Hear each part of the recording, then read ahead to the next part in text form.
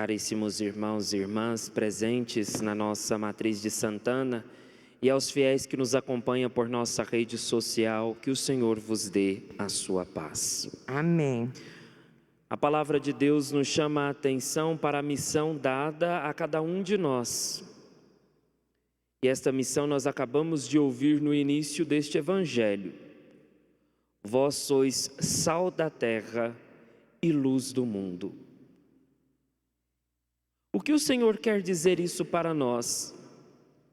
Aquele que é sal, a partir da luz divina do Espírito, da palavra que aquece e amadurece a sua fé, ele se torna presença, ele dá sentido à vida daqueles que ele foi enviado, mas ele não pode aparecer, porque nós sabemos muito bem a função do sal no alimento, é aquele que dá sabor, é aquele que dá sentido, mas se ele aparece demais, aquele alimento não é palatível a nós, não conseguimos nos alimentar, nem muito menos digerir.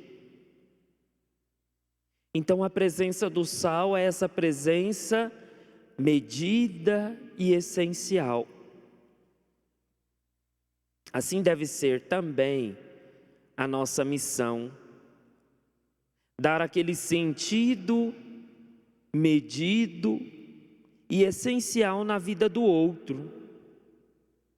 Talvez um sentido insistente, mas jamais aquele sentido que faz com que o outro desacredite por causa da nossa insistência. Por isso que em muitos locais, para muitas pessoas, o nosso testemunho é a presença. Aquela presença que muitas vezes é em silêncio, mas que o outro consegue encontrar em nós a segurança, consegue perceber a presença de Deus. Então é aquele sentido, mas que não aparecemos. E quando o Senhor diz que nós somos luz do mundo, a luz não pode ser focada em nós, porque senão também a missão perde o sentido. Nós vamos falar de nós, ao invés de apresentar aquele que deve ser apresentado, que é Deus. Então o que acontece no lugar onde estamos? Nós geramos ações também que falam de Deus, coisas boas. Essas devem ser iluminadas, evidenciadas, propagadas. Aquilo que é bom deve ser anunciado. Aquilo que aconteceu no seio da comunidade, que foi bom e que gerou vida, esperança, a luz deve ser evidenciada nessas ações.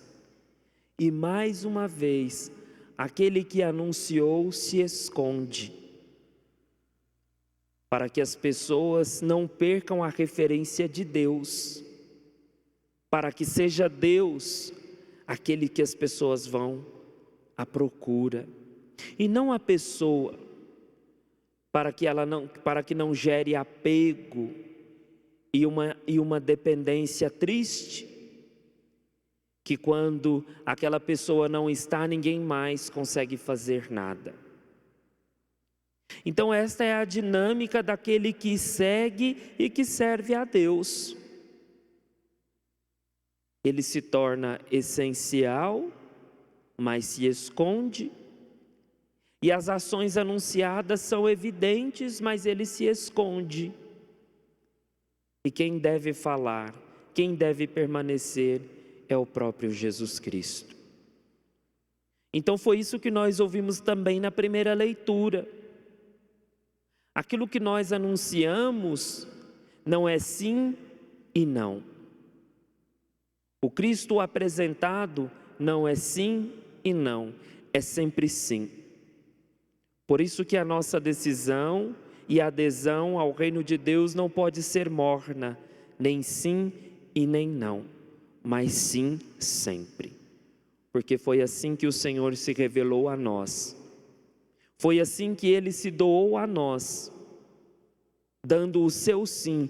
E todas as pessoas que se propuseram a assumir o projeto da salvação também disseram sim. Então essa deve ser a nossa resposta, enquanto comunidade atuante, enquanto membros que geram vida para o reino de Deus. É sim, e é Ele que deve aparecer e que deve dizer muito em nós e na nossa vida. Em nome do Pai, do Filho e do Espírito Santo. Amém.